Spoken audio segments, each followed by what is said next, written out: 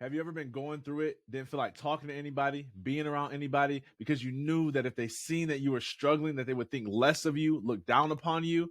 Well, I know what that feels like. And that's what we're going to address in today's video, part 4 of a 5-part series, The 5 Lies of Depression. We're going to be talking about the lie that you're weak because you struggle. Check it out.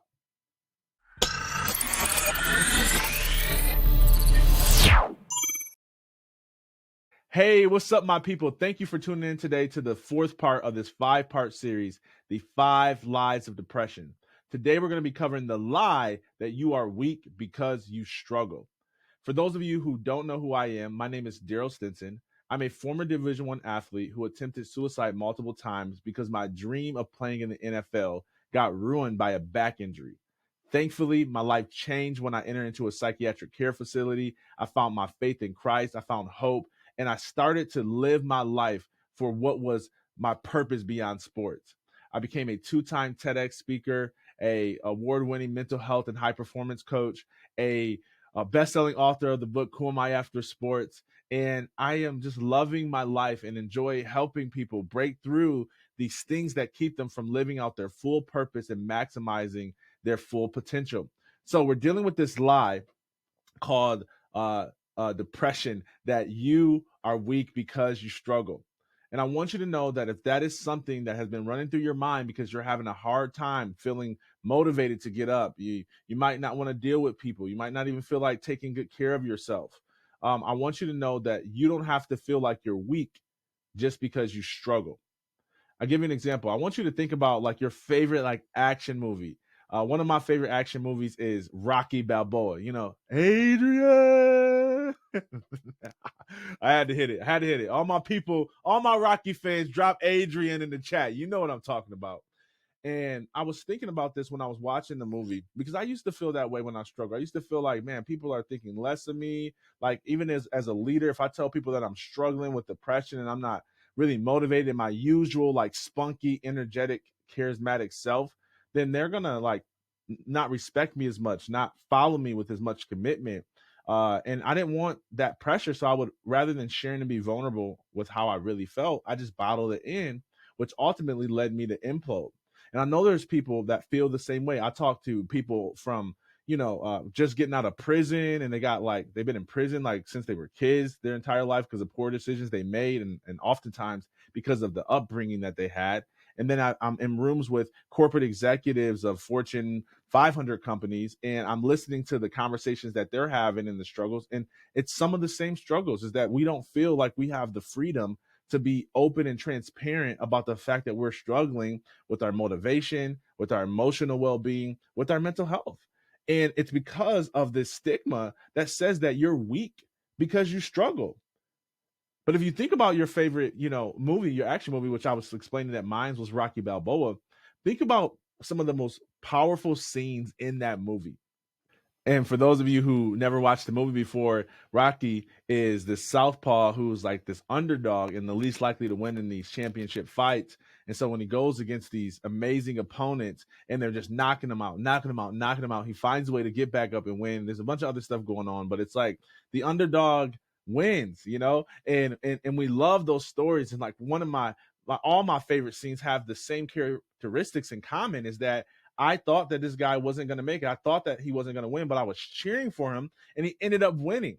And that is the perspective, the lens through which I am suggesting that we view depression and other people who are struggling with depression, and believing this lie that they're weak because they struggle. The way that we start to change that narrative is treating people differently when they struggle. Like, it's not enough just to put out social media quotes that say, you're not alone, and just because you struggle doesn't mean that you're weak. Like, I put out that stuff too, but I think we all need to take it a level further as a society, as a community. And when we see someone struggling with their depression and their mental health, we actually celebrate them, cheer for them, just like we would Rocky when he's getting knocked down. I mean, think about the scene. I mean, he's getting knocked down for the 4th time. He's getting punched. I mean, I remember Apollo Creed just jabbing my man, like I hit him with the straights. And I'm like, come on, Rocky, get up, Rocky, get up, Rocky. Never once did I say, Rocky, what you doing, man? Like, you getting beat up. Like, come on, dude. Like you suck. You're weak. You're terrible. No, I'm like, Rocky, you got this. I see your inner strength. I see you got it. You got a little bit left in the tank. Rocky, keep pushing. You see, we don't look at them because they struggle and think that they're weak. We look at them and know that they're struggling and think that they're strong because they keep finding the will to get back up. So I'm telling you, you have to reframe that lie that is going through your mind telling you that you're weak because you struggle. You're not weak because you struggle. You're strong because you survive. Think about all the hell you've been through. Think about all the lies you've been through. Think about how people betrayed you, denied you access to opportunity, cut off friendships that you could have had, cut off work relationships that you could have had, cut off promotions that you could have had, whatever. Like whatever you've been through, financial hardships, relational hardships, a social economic hardships. I don't know what your struggles are. Like I'm just going off the top, but I know this, that you're not weak just because you're going through it. In fact, every time you choose to keep pressing when it gets hard, guess what happens? You get stronger. They say what doesn't kill me makes me stronger and wiser. Okay, I can't sing, but y'all get the point. It's true. Cheesy cliche, but true. So next time you see somebody who comes to work, they don't feel like being there. Next time you see somebody who is struggling to engage in a group setting because they're just trying to take care of themselves, make sure you go over them and just say, hey, like, I can tell something's wrong. And instead of being like, fix them and pull them out, why don't you just help give them a perspective that shows them that you see that they're struggling, but you actually believe that they're strong. You have a different narrative. Hey, man, I know you probably didn't feel like coming today, but I'm glad you came. That takes courage. That takes strength. Hey, I see you weren't really all the way present in that meeting. Tell me what's going on. And you hear about what's going on in their life. It's always crazy. And they say, wow, man, you're strong. You're courageous. You're bold. You've got grit, perseverance, tenacity. How about we start celebrating when people overcome the struggle versus judging because someone's in the struggle? Because here's the secret that we all know. We all go through struggles. We all go through struggles. If you're not going, I forgot who said it this way. They were referring to storms, but storm is a metaphor for struggle. They said you're either going into a storm or in a storm or coming out of a storm or getting ready to go back into a storm. Like it's just the cycle. You're either going you're in it, or you're coming out of it. Right. And whatever it is, it's like this cycle that we're all going to have ups and downs in life, that life isn't just going to be like peachy perfect with no ripples. It's all predictable. There's no surprises. There's no heartache. There's no betrayal. That's not what real life is like. We all probably wish that it was, but that's not what real life is like. So we can recognize that just because someone else is in the storm and we're not, doesn't make us better than them. So don't judge people when they're in the storm. In fact, celebrate them for making it through it, for choosing to overcome it. So I hope that this helps. I think that, one of my hearts and my passion with like being an advocate of mental health and a trainer and a speaker is to really help empower the individual who's struggling, because I understand the illness, right? And even people who don't have the illness, I understand obviously depression, having gone to a suicidal state of mind and still, taking medication for my depression and also just being a student of mental health in general. Like I know what that's like. So I want to empower the individual. But I also think it's important to address the community and start to change some of the culture, the system, the way that we respond, the way that we treat other people who have mental illnesses. And I think it's so important. I know there's varying degrees of mental illness, right? But I'm just addressing like depression, like a mild form of depression, and how we can get better at helping people who are struggling with that lie that they're weak because they struggle to see the strength that's within them because they're surviving. So just help me with that. Like when you see somebody going through it, try to give them the perspective of their strength, not of their weakness. Like, could you do that? And then let me know, how do you feel when you're going through it? Do you feel like people are judging you? Do you feel like society and the culture is a safe place for you to be transparent?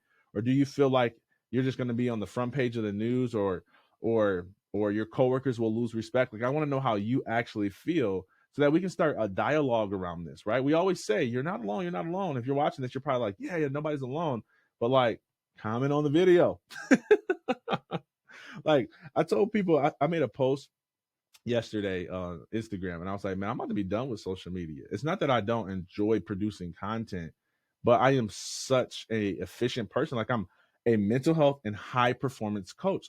That's what I see as being the overall holistic solution to a lot of mental health challenges. Is you got to both like know traditional mental health practices, journaling, meditation, breath work, somatic work. Um, I'm missing some things. Oh, seeing counseling or therapy, good nutrition and exercise. All of this stuff is going to help your physiology, your chemistry, and your and the way that you process the thoughts that come in your head.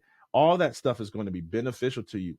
But I also think that there's a layer of depression that doesn't get addressed enough in the mental health space, which is the personal development or the high performance side of it, which I like to call it. Because I feel like when you're operating at your best, you're going to feel your best, right? I can tell you how many people are not struggling with depression because they've been lied upon, although that's a huge thing, or they think less of themselves because of the mental illness they have, but their depression is actually coming from the fact that they're not walking in their purpose.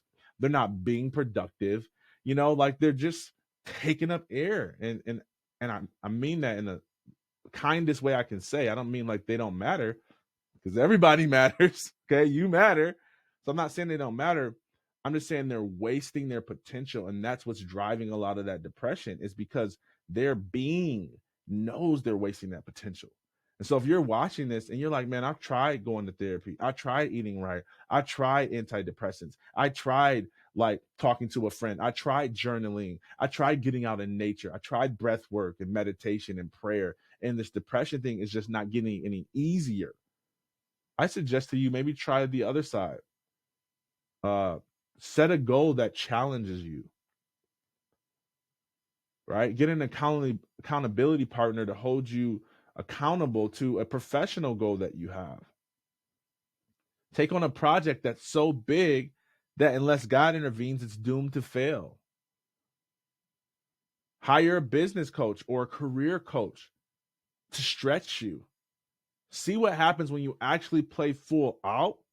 Don't quit on a life that you haven't played full out on. Like, don't quit on a life, period. But why would you quit on a life that you haven't even experienced yet? Like, I'm talking to you, like I can talk to you like this because I was it. I was the person who didn't want to continue my life. I was the person who tried to end the life that I get to live today. And I'm telling you, as a person who's living the life that I tried to end, that there's purpose beyond your pain. I'm telling you, as a person that tried to end his life, that there's so much more that you could never even imagine that's going to happen in your future. You cannot predict the future. You are not Miss Cleo. You are not Miss Cleo. That's what I want my social media clip to say. You are not Miss Cleo. Stop thinking that you can predict the future, predict your failure, predict that people are going to talk about you, predict that you're never going to find love, predict that you're never going to find happiness, predict that you're never going to find success. That is so wrong. You're predicting negative things about your future. It takes the same amount of energy to predict good outcomes than it does to predict bad outcomes. So why would you predict bad outcomes when you can use that same energy to predict good outcomes and start to become more aware of good outcomes, experience good outcomes, and just give yourself a fighting chance? So I know it's weird to yell at somebody who's having depression, and we don't see that, like, because usually the yell is a judgmental yell, but this is not a judgmental yell. This is a call higher yell. This is if you're going to be irritated about stuff that doesn't work, maybe try something that could work. Maybe you just need to raise up your productivity. Go produce something. See what you can do.